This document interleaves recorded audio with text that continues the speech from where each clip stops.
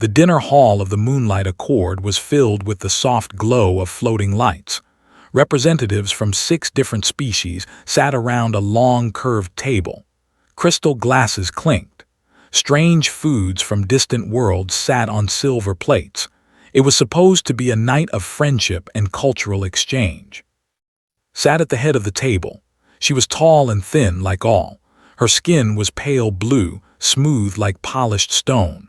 4 eyes blinked slowly as she watched her guests eat and talk. She was young for an ambassador, only 42 cycles old, but she had already written 9 books on alien cultures. They considered her one of their finest minds. Tonight she was bored.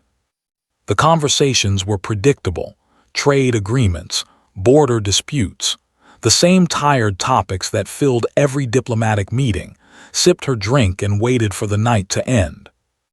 Then a young delegate spoke up. He was small and covered in soft brown fur.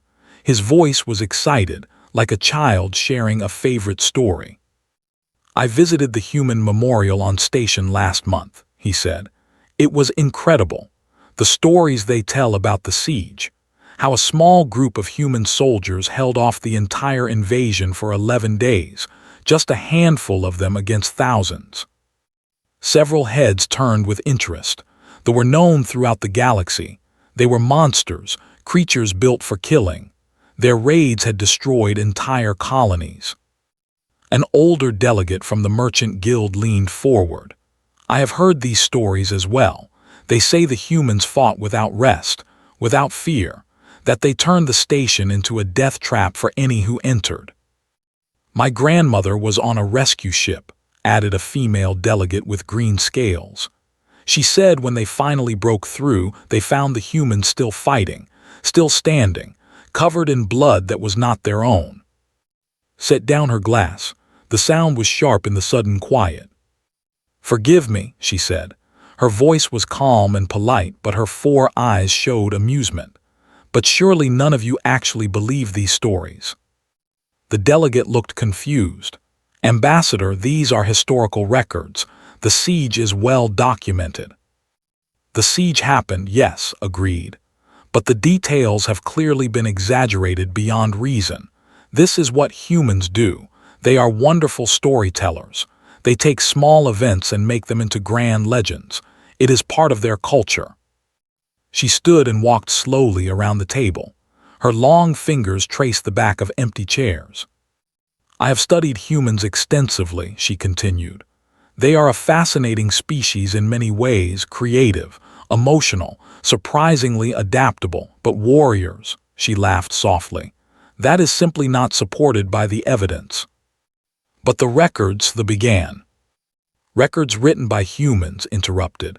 "Think logically, look at the facts. Humans have no natural weapons.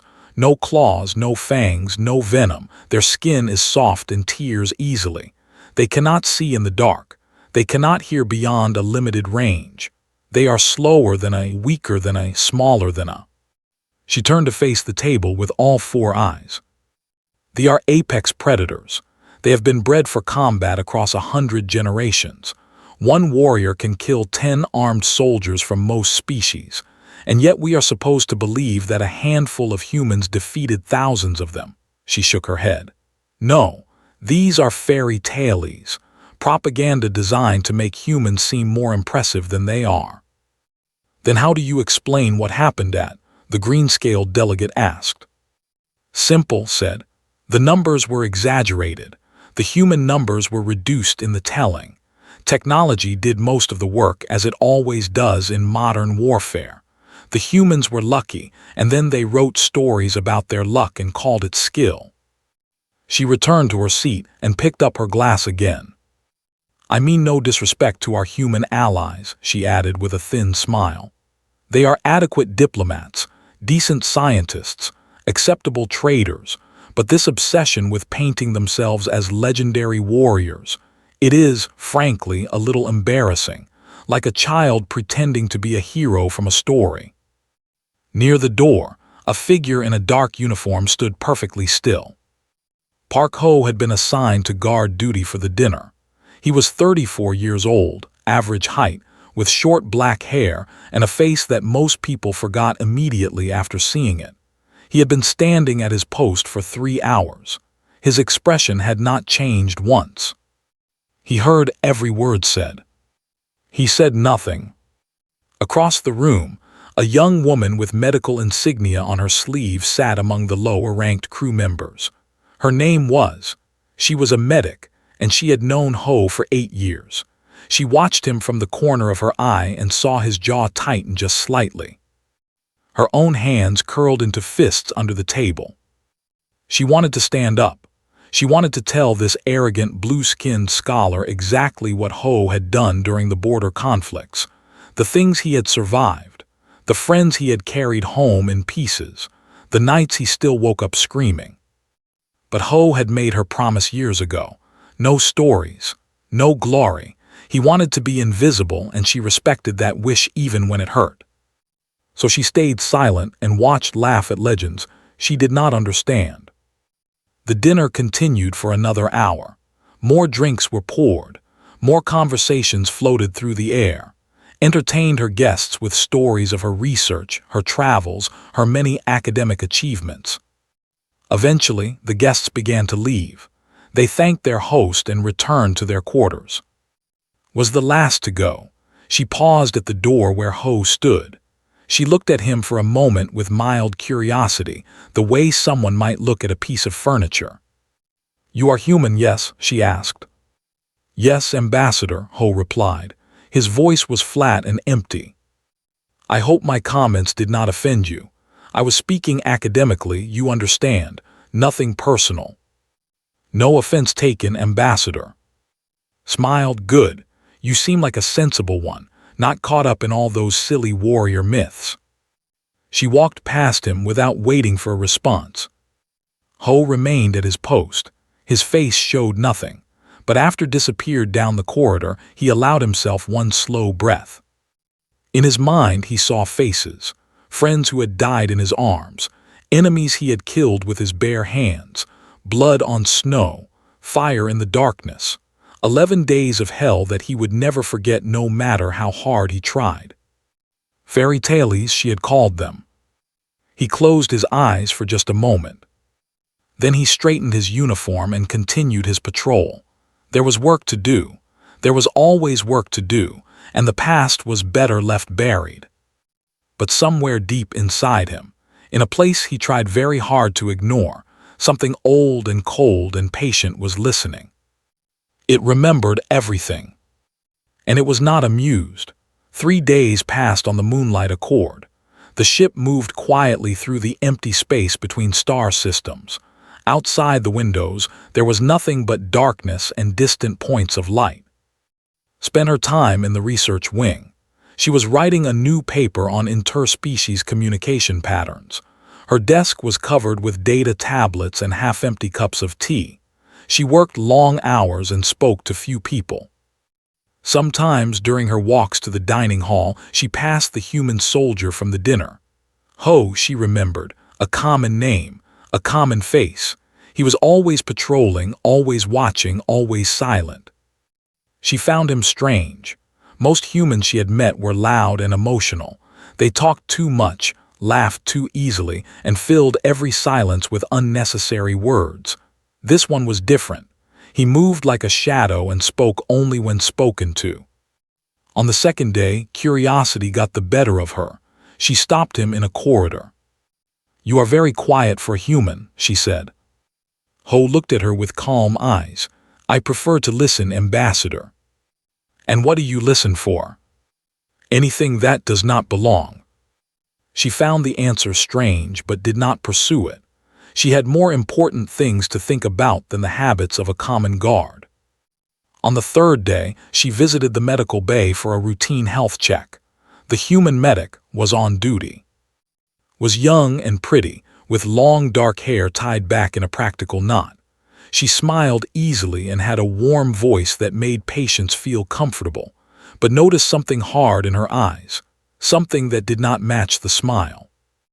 "You know the soldier, Ho," said as checked her vital signs. It was not a question. His hands paused for just a moment. "We served together, a long time ago." He seems very serious, intense even. What did he do before this assignment? He was in the border conflicts. Raised an eyebrow. She had heard of the border conflicts, a messy series of skirmishes between human colonies and various hostile forces, nothing remarkable by galactic standards. And what exactly did he do there? She asked. Looked at her for a long moment. Her smile faded slightly. He survived, she said simply. He prefers not to discuss it. More human drama, thought but did not say. She thanked for the checkup and left without further questions. That night Ho could not sleep. He lay in his small cabin and stared at the ceiling. The ship was quiet. The engines hummed softly. Everything was peaceful. But something felt wrong. He had learned to trust this feeling. It had saved his life more times than he could count. A tightness in his chest, a sharpness in his senses, the ancient part of his brain that remembered what it meant to be hunted. He got up and went to the security office. The night shift officer, a bored named, barely looked up when he entered. "I want to check the sensor logs," Ho said. Waved a hand lazily. "Help yourself. Nothing out there but empty space." Ho sat at a console and began scrolling through data. Most of it was routine: energy readings, radiation levels, background signals from distant stars. Then he found it. A small anomaly, 3 brief pulses at the edge of sensor range. They had appeared 6 hours ago and then vanished. The computer had marked them as natural phenomena, solar flares from a dying star. But the pattern was wrong. Solar flares were random. These pulses were evenly spaced, exactly evenly spaced. "Did anyone investigate this?" Ho asked. Glanced at the screen. The computer said it was nothing, probably just interference. Interference does not repeat at perfect intervals. "You worry too much, human. This region has been safe for decades. No pirates, no raiders, nothing." Returned to his reading. "Go back to sleep." Ho stared at the screen for a long time. Then he stood and walked to the office of Commander Revel. Revel was the senior military officer on the ship. He was old and gruff, with scars on his blue face that told of a harder life than most experienced. Some said he had actually seen combat once, though the details were unclear. He was still awake, reviewing reports in his office. "Sergeant Ho," he said without looking up, "what brings you here at this hour?" Ho explained what he had found, the pulses, the pattern, his concerns. Revel listened patiently. When Ho finished, the commander leaned back in his chair. "I appreciate your vigilance," he said, "truly, but this region is well monitored. If there were any threats, Alliance Command would have warned us. Those pulses were probably nothing. A sensor glitch, old equipment." "With respect, Commander, I think we should increase security, just to be safe." Revel studied him for a moment. There was something in the old's eyes that might have been respect or pity. It was hard to tell. "I will make a note of your concerns," Revel said finally. "But I cannot justify a security increase based on 3 pulses that the computer already explained. The other delegates would panic. It would cause unnecessary problems." He turned back to his reports. "Go get some rest, Sergeant. You look tired." Ho recognized a dismissal when he heard one. He saluted and left without argument. But he did not go back to his cabin. Instead, he went to the cargo bay. It was dark and quiet, filled with crates of supplies and equipment. Nobody came here at night. In the far corner, behind a stack of food containers, Ho had hidden a personal locker. It was small and black and looked like nothing important. He had brought it aboard when he first joined the ship. Nobody had asked about it. He opened it now. Inside was a combat knife with a worn handle, a sidearm that had seen better days, a tactical vest with patches that had faded from too many washes, and a small photograph of 7 people in military uniforms, smiling at the camera. Ho picked up the knife. It was perfectly balanced. He had killed with it more times than he wanted to remember. He began to sharpen it slowly, carefully, the way he had been taught years ago. The sound of metal on stone filled the empty bay. Above him, the ship's lights flickered once. Then the proximity alarms began to scream. Ho was on his feet before the first alarm finished sounding. The knife was already in his hand. He grabbed the vest and the sidearm and moved toward the door. His heart was steady, his breathing was calm. The thing inside him, the thing he had tried so hard to bury, was finally waking up. And deep in the darkness of space, 3 boarding pods raced toward the moonlight accord like arrows fired from a bow. The hunt had begun. The moonlight accord shook violently as the first boarding pod hit. Metal screamed against metal. Lights exploded in showers of sparks. The beautiful diplomatic vessel was suddenly filled with chaos and terror. Was in her quarters when it happened. The impact threw her from her bed. She hit the floor hard and lay there, stunned, as alarms screamed and red emergency lights bathed everything in blood-colored glow. "What is happening?" she whispered to no one. A second impact rocked the ship, then a third. She heard distant explosions, screaming, gunfire. Her door burst open. A young aide stood there, his 4 eyes wide with fear. "Ambassador, we are under attack, raiders. They have breached the hull." The word hit her like a physical blow. Here, in a region that was supposed to be completely safe. She stumbled to her feet and followed the aide through corridors filled with smoke and running people. The ship's automated defenses were firing somewhere, but the sounds were scattered and uncertain. Nothing like the precise, coordinated response she had always imagined. They reached the diplomatic quarters. A dozen delegates from various species were already there, huddled together like frightened animals. Saw the who had spoken of human warriors. His fur was matted with fear sweat. His small body trembled. "Where is security?" someone shouted. "Where are the soldiers?" An officer ran past the doorway. He was young and his hands were shaking so badly he could barely hold his weapon. 3 steps later, something huge and dark exploded from a side corridor and took him down. Saw it clearly, she would never forget it. The warrior was over 2 meters tall. Its body was covered in hard black armor that grew from its own flesh. 6 limbs moved with terrible speed. Its head was a nightmare of compound eyes and cutting mandibles. It made a sound like grinding metal as it tore the young officer apart. More screams, more running. Another tried to fight. He raised his weapon and fired 3 times. The plasma bolts hit this armor and did nothing. The creature did not even slow down. It killed him in 2 seconds. Pressed herself against the wall. Her hearts were beating so fast she thought they might burst. This was impossible. This was not how the universe was supposed to work. She was a scholar, a diplomat. She was supposed to die of old age in a comfortable office, not in a corridor filled with blood and monsters. More were coming. She could hear them in the corridors, that horrible grinding sound like bones being crushed between stones. "We are going to die here," she realized. "All of us. Because the soldiers cannot fight and the defenses have failed and there is no one who can stop these creatures."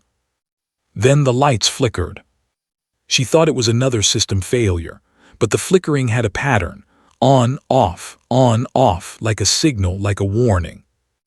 A shape moved through the smoke at the end of the corridor. At first she thought it was another. The movement was too fast, too fluid, too confident. No could move like that. Nothing she knew could move like that. Then the shape stepped into the red light, and she saw that it was human. It was Ho.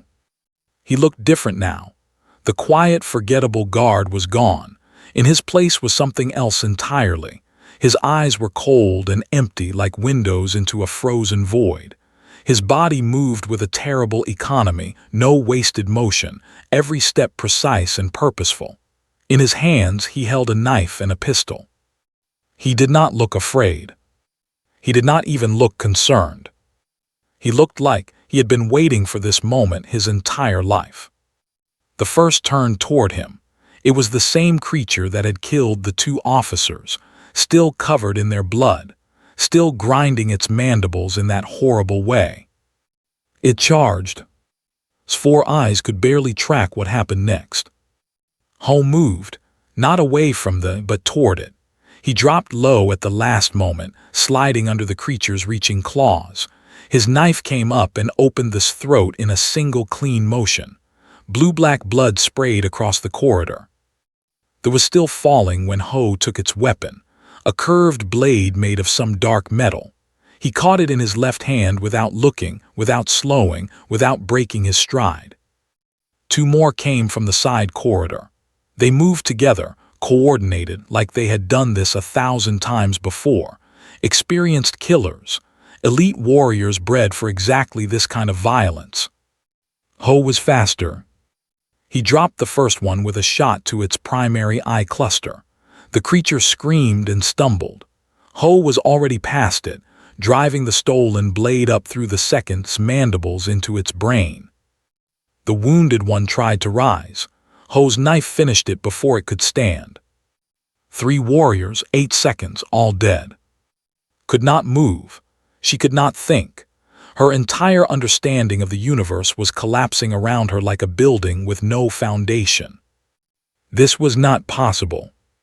She had studied humans. She knew their biology, their capabilities, their limitations. They were average, unremarkable, physically inferior to almost every predator species in the galaxy. And yet this one human had just killed 3 warriors in the time it took her to draw a single breath. Hell! More were coming. She could hear them in the distance, drawn by the sounds of battle. This was far from over. Ho turned to face her. His expression had not changed. Cold, empty, completely calm. "Get the delegates inside," he said.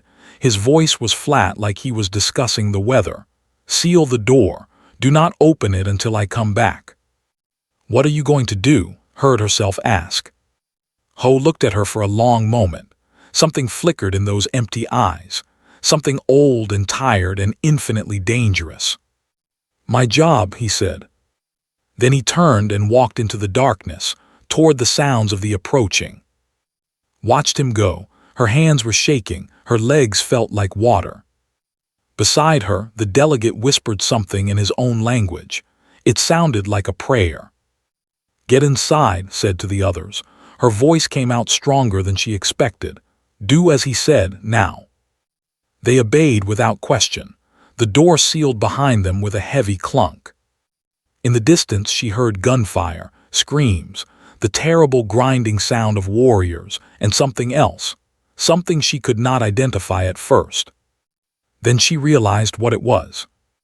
Silence, brief patches of silence between the sound of violence. Silence where the stopped screaming and did not start again. Pressed her ear against the sealed door and listened to the impossible sound of a single human dismantling an army. The corridor was a graveyard of monsters. Had opened the door after 20 minutes of silence. She should not have done it. Ho had told her to wait. But the waiting was worse than the fear. The not knowing was eating her alive.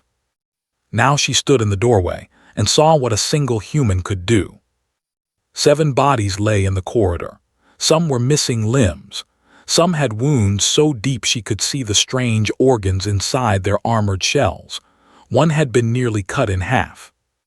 Blue-black blood covered the walls, the floor, the ceiling. It dripped from light fixtures. It pooled in corners. The smell was terrible, like burning copper and rotting meat. And in the middle of all this death, Ho was still fighting. 2 more had found him. They were larger than the others, officers perhaps or elite guards. Their armor was thicker. Their movements were more coordinated. They circled him from opposite sides, forcing him to split his attention. Wanted to call out a warning, but her voice died in her throat.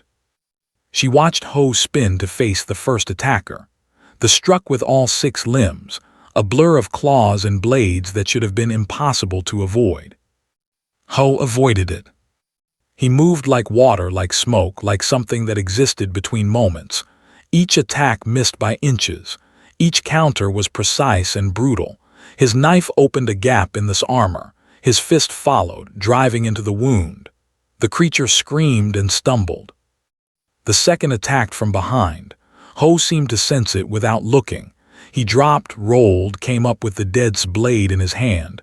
2 quick cuts. The second creature's leg gave out. Another cut.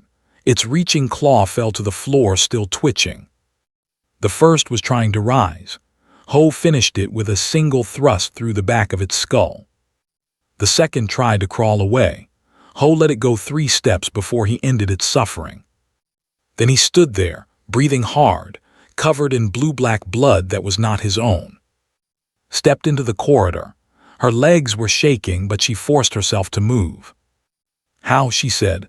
The word came out as a whisper. Ho turned to look at her. For a moment his eyes were still cold and empty. Then something shifted. The warrior faded and the quiet guard returned. "Ambassador," he said, "I told you to stay inside." "How are you doing this?" asked again. She gestured at the bodies around them. "This is not possible. Humans cannot do this. Your species does not have the physical capability. I have studied the data. I have read the research. This should not be happening." Ho was quiet for a moment. He cleaned his knife on a dead's armor, a casual gesture that somehow made everything more terrifying. "Your research was incomplete," he said finally. "Explain it to me, please." He looked at her with something that might have been pity, or maybe it was just exhaustion. "Humans are not stronger than," he said. "We are not faster. We do not have armor or claws or venom. All of this is true." "Then how?" "We adapt." He started walking down the corridor, stepping over bodies like they were fallen branches. "When we cannot win with strength, we use speed. When we cannot win with speed, we use surprise. When we cannot win with surprise, we use pain." He paused and looked back at her. "Humans have the highest pain tolerance of any known species. We can take damage that would kill most creatures and keep fighting. We can push our bodies past their breaking points through pure will. Our ancestors survived ice ages, famines, plagues. They hunted animals 10 times their size with sticks and rocks." He turned away again. "Your research measures our abilities in ideal conditions, controlled environments, safe laboratories." His voice grew quiet. "It does not measure what we become when we are afraid, when we are angry, when everything we love is threatened and the only choice is to kill or die." Followed him, she did not know why. Her body moved on its own. "But they are designed for killing," she said. "They have spent generations perfecting the art of violence." "So have we." The words hung in the air like smoke. They reached an intersection. Ho stopped and listened. Somewhere in the ship there was still fighting, screams, gunfire, the terrible grinding sound of mandibles. "How many more?" asked. "I do not know. The boarding pods can carry 20 warriors each. There were 3 pods." He did the math in his head. "Maybe 40 more, maybe less if your security managed to kill some." "Our security is dead," said quietly. "I saw them fall." "Then it is just me." He said it simply, without pride or fear, just a statement of fact. Grabbed his arm. He turned to look at her and she saw the surprise in his eyes. No one had touched him in a long time. "You cannot fight 40 alone," she said. "You will die." "Maybe." "Then why are you doing this?" Ho was quiet for a long moment. When he spoke, his voice was different, softer, almost human. "Because someone has to," he said. "Because there are people on this ship who cannot fight. Scientists, diplomats, people who have never held a weapon, people who thought they would never have to." He gently removed her hand from his arm. "I am a soldier. This is what I was made for. If I die here, I die doing my job, but those people in that room behind us," he shook his head, "they deserve to go home. They deserve to see their families again. And if I can give them that chance, then my life is worth spending." Did not know what to say. She had never heard anyone talk like this. They did not have soldiers, not really. They had security officers who trained with simulations and never expected to face real violence. But this human, this quiet, forgettable human, was ready to die for strangers, ready to walk into certain death without hesitation. It was madness. It was beautiful. "I am coming with you," she heard herself say. Ho shook his head. "No. I am not asking permission. I am a witness. Whatever happens here tonight, someone must survive to tell the truth, to tell people what humans really are." He studied her with those cold eyes. She met his gaze without flinching. Finally, he nodded. "Stay behind me," he said. "Do exactly what I say. If I tell you to run, you run. If I tell you to hide, you hide. Do not try to help me fight. You will only get yourself killed." "Understood." He started down the corridor again, followed. Behind them, the bodies of the fallen lay still in their pools of dark blood. Ahead, more monsters waited. And somewhere in the darkness, the real battle was just beginning. The lower decks of the Moonlight Accord were worse than the upper levels, much worse.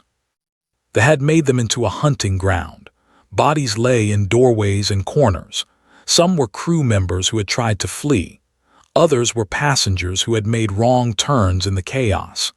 The emergency lights had failed here, leaving only darkness and the occasional spark from damaged wiring. Ho moved through the shadows like he was born in them. His steps made no sound.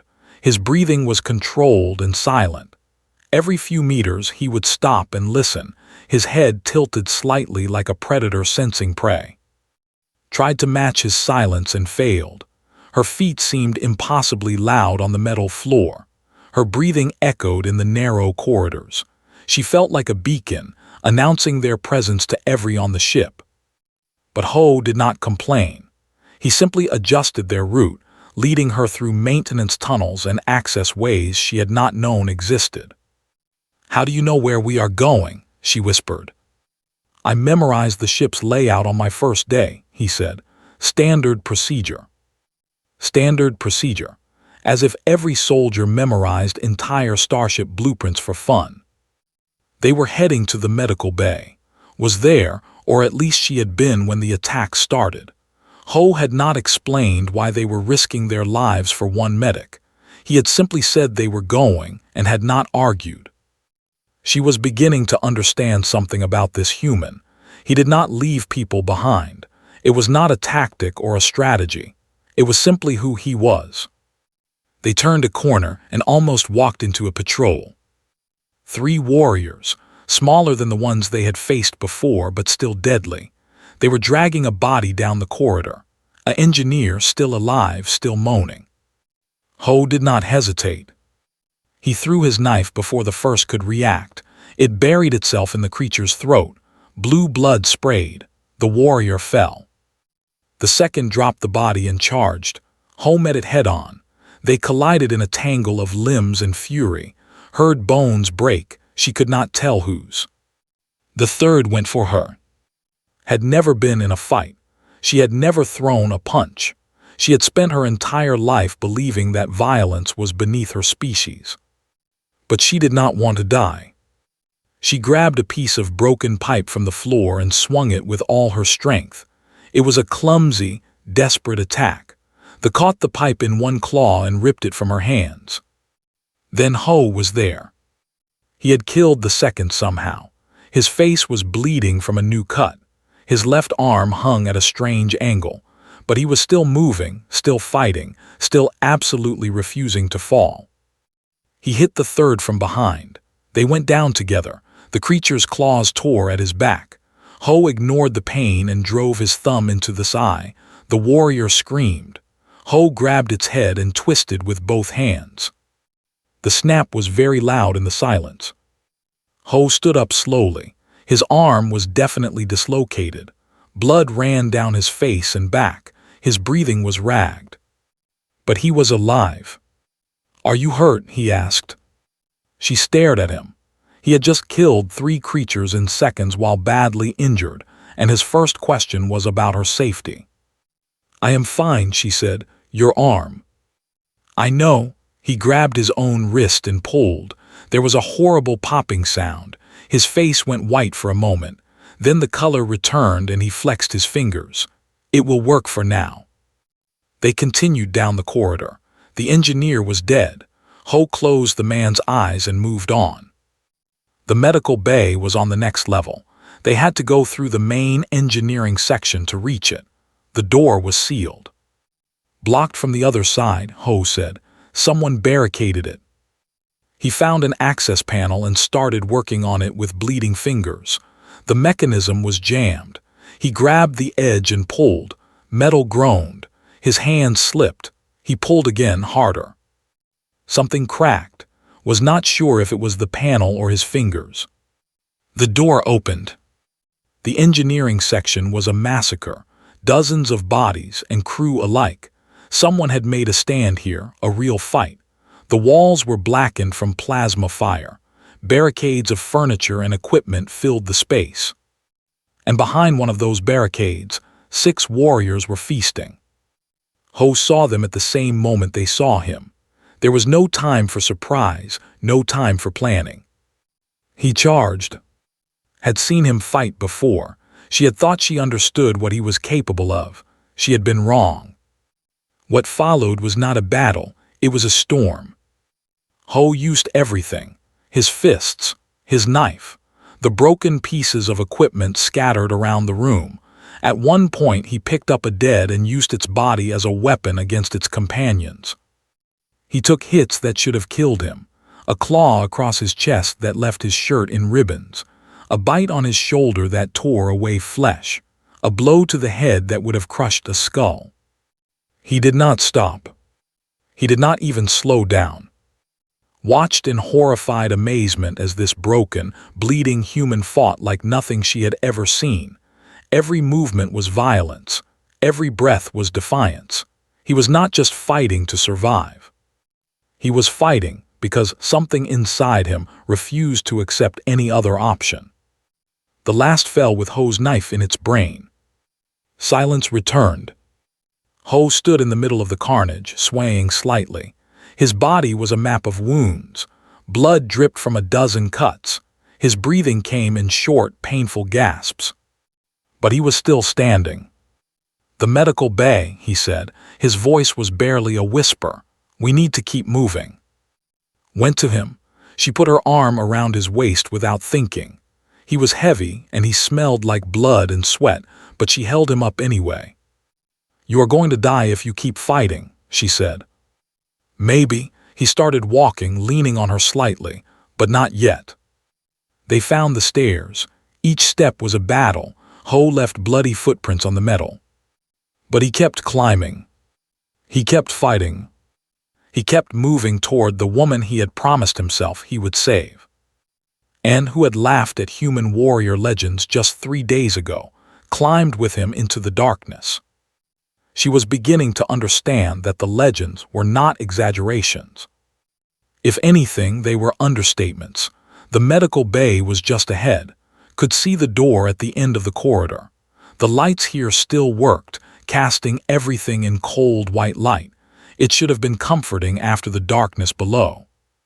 It was not, because standing between them, and the door was the largest had ever seen.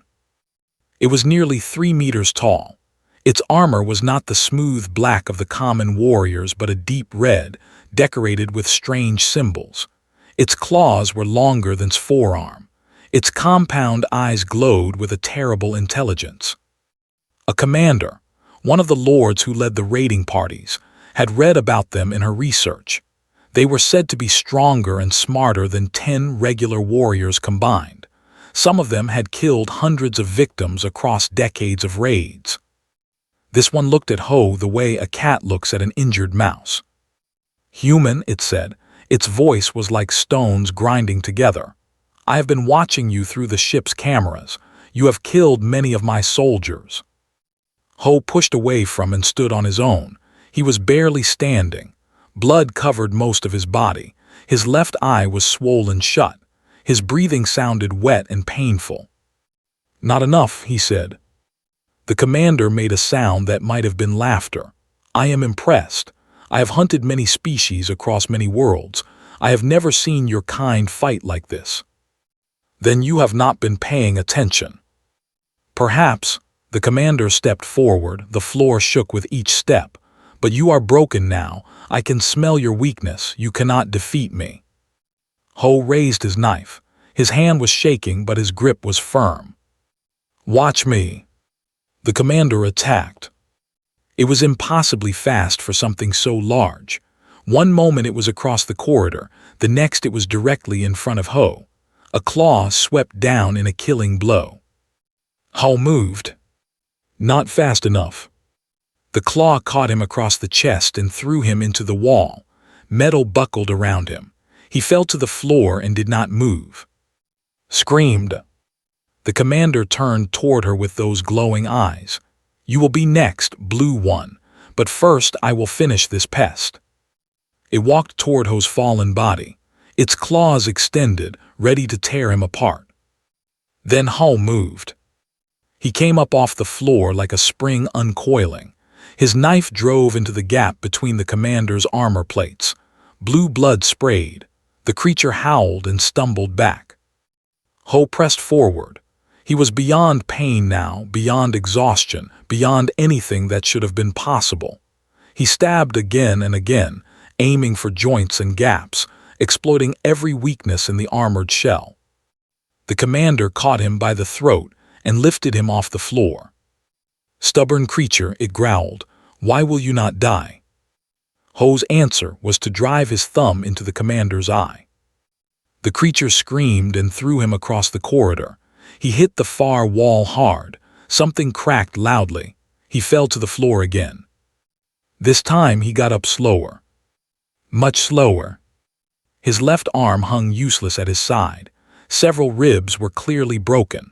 Blood poured from the wound in his chest. But he was still standing. "Because," he said, spitting blood, "that is not what humans do." The commander charged again. Ho met the charge. What followed was the most brutal thing had ever witnessed. They fought like animals. No technique, no strategy, just pure savage violence. The commander was stronger, but Ho was relentless. Every time he was knocked down, he got back up. Every time he was wounded, he answered with a wound of his own. The corridor became a slaughterhouse. Blood of both colors mixed on the floor. The walls were dented and broken from impacts. The lights flickered and sparked. Watched and understood something fundamental about humanity. They were not built for dominance. They had no natural weapons, no armor, no venom. By every measure, they should have died out long ago, crushed by the harsh universe around them. But they had one thing that other species did not. They refused to lose. Not could not, refused. The commander grabbed Ho's broken arm and twisted, heard the bone snap. Ho did not scream. He used the commander's grip to pull himself closer and bite down on its throat. Yes, bite. Blue blood filled his mouth. He did not let go. The commander thrashed and clawed at him, tearing his back to ribbons, but he held on with the grip of a dying predator. Finally, the commander's movement slowed. Ho released his hold and fell to the floor. He lay in a pool of mixed blood, breathing in shallow gasps. The commander was not dead, not yet. It tried to rise, one claw reaching for Ho's prone form. Ho saw the blade. It was the commander's own weapon, fallen during the fight. A ceremonial knife, long and curved, made for killing important enemies. With the last of his strength, Ho grabbed the blade and drove it up through the commander's jaw into its brain. The creature twitched once and went still. Silence fell over the corridor. Ho lay on the floor, barely breathing. His eyes were half closed. Blood bubbled on his lips with each exhale. He reached out with his one good arm and touched the medical bay door. He whispered, "It is me, open up." A long moment passed, then the door clicked and slid open. Stood there with a plasma cutter in her hands. Behind her, 3 wounded crew members huddled in corners. She looked at Ho's broken body, at the dead commander, at the river of blood covering the floor. Her face crumpled. "You idiot," she said, falling to her knees beside him. "You stupid, stubborn idiot." Ho smiled. It was a terrible smile, full of blood and exhaustion. "Had to make sure you were okay," he said. "Promised myself." Was already working. Her hands moved with practiced speed, pressing bandages to wounds, injecting pain blockers, doing everything she could to keep him alive. Watched from the doorway. Her hands were shaking. Her 4 eyes were leaking tears she did not know her species could produce. She had called human warriors a fairy tale. She had said their legends were exaggerated propaganda. She had been so certain that she understood what they were. Now she knew the truth. The legends were not exaggerations. They were pale shadows of the real thing. 6 days had passed since the attack on the Moonlight Accord. Alliance reinforcements had arrived within an hour of Commander Revel's distress signal. They found the ship drifting and dark, half its systems destroyed, its corridors filled with blood and bodies. They also found 39 survivors out of the original 47 souls aboard. It was, according to every military analyst who reviewed the incident, a miracle. The raiding party had numbered 52 warriors. 49 of them were dead. The remaining 3 had been killed by the rescue team when they arrived. Every survivor interviewed told the same story. 1 human, 1 soldier, 1 man had held the line against an army. Ho spent the first 4 days unconscious in the medical wing of the rescue cruiser. His injuries were extensive. 17 broken bones, 3 collapsed ribs, severe blood loss, dozens of cuts and puncture wounds. The doctors said he should have died at least 5 times during the fight. Never left his bedside. On the 5th day, he woke up. On the 6th day, came to visit.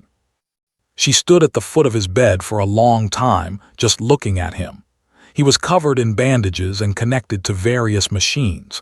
His face was pale and thin. He looked nothing like the creature she had seen in the corridors. But his eyes were the same, calm, steady, patient. "I owe you an apology," she said finally, "and an explanation of my ignorance." Ho shifted slightly in his bed. The movement clearly caused him pain, but he did not complain. "You did not know," he said. "No apology needed." "That is exactly the problem." Moved closer. "I am a scholar. It was my duty to know. I have dedicated my life to studying other species. I was supposed to be an expert on humanity." She shook her head, her 4 eyes filled with something like shame. "But I saw only what I expected to see. I measured your bodies and ignored your spirits. I studied your biology and dismissed your will." She sat down in the chair beside his bed. "I was arrogant," she continued. "I thought that because I had read books and analyzed data, I understood what humans were. But understanding is not the same as knowing, and knowledge without experience is just assumption dressed up as fact." Ho listened without interrupting. Standing in the corner, watched with careful eyes. At the dinner, said, "You heard me call your warrior legends fairy tales. You heard me mock your species as pretenders and storytellers." She paused. "Why did you not say anything?" Ho was quiet for a moment. "What would I have said?" he asked. "That I have killed more enemies than I can count. That I have watched friends die in my arms. That I still wake up screaming from nightmares of things I wish I could forget." He shook his head slightly. "People who have never experienced violence should not have to hear about it. The things I have done are not stories to be proud of. They are weights I carry so that others do not have to." Felt something shift inside her chest, a new understanding, a deeper respect. "Then why did you do it?" she asked. "On the ship, you were outnumbered and wounded and facing certain death. You could have hidden, you could have waited for rescue. Why did you fight?" Ho looked at her with those calm, patient eyes. "Because someone had to," he said simply. "But why you?" "Because I could." He glanced at and something soft crossed his face. "Humans learned something a very long time ago. The universe does not care if we survive. It does not owe us anything. The stars will not weep if we disappear. The galaxies will not notice if our species ends. He turned back to, so we decided to survive anyway, not because the universe wants us to, not because we deserve to, but because we refuse to give up, out of stubbornness, out of spite, because someone somewhere told us we could not do it. He smiled faintly. That is what makes us dangerous. We are not the strongest or the fastest or the deadliest, but we are the most stubborn, and when everything else fails, sometimes stubborn is enough. Sat in silence, processing his words.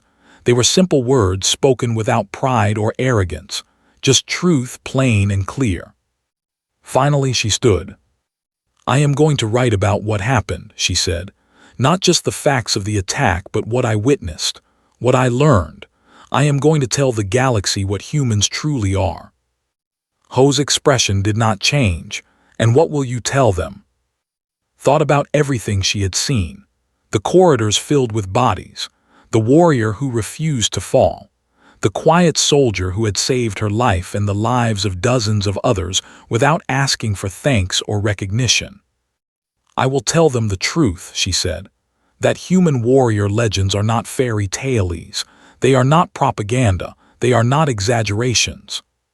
She paused and met his eyes directly. They are warnings. Something flickered in Ho's gaze. Not pride, not satisfaction, just a tired acknowledgement of a truth he had always known. Good, he said softly. Maybe next time people will believe. Turned to leave. Then she stopped and did something that surprised even herself. She bowed. It was a formal bow, the deepest gesture of respect in culture. It was reserved for those who had fundamentally changed one's understanding of the universe. In recorded history, no had ever given this bow to a human. Until now. When she straightened, Ho was looking at her with what might have been surprise. Thank you, she said, for my life, for the lives of everyone on that ship, for teaching me how wrong I was. She walked toward the door. Ambassador, Ho called after her. She turned. He was smiling now, a real smile that softened his worn face. When you write your paper, he said, make sure you spell my name right. Laughed. It was the first time she had laughed since the attack. It felt strange and wonderful, like rediscovering something she had lost. I will, she promised. The galaxy will know the name Park Ho. She left the room. Behind her, moved to sit on the edge of Ho's bed. She took his hand in hers and held it gently. You did good, she said quietly. I did what needed doing, he replied, nothing more. That is exactly what makes you remarkable. They sat together in comfortable silence. Outside the window, stars drifted past in the endless darkness of space. Somewhere out there, other threats waited. Other battles would come. The universe would continue to test humanity as it always had. But for now, in this small room, there was peace. And that was enough. 3 months later, his paper was published. It was titled The Reality of Human Warrior Capacity, a Personal Account and Formal Reassessment. It became the most widely read academic work in galactic history. Civilizations across the known universe read her words. They learned about the quiet human soldier who had stood against impossible odds. They learned about the stubborn will that refused to yield. They learned that the legends they had dismissed were not stories at all. They were promises. And deep in the military academies of 100 worlds, instructors began to teach a new lesson. Never, they said, underestimate a human with something to protect. It was the best advice anyone ever gave.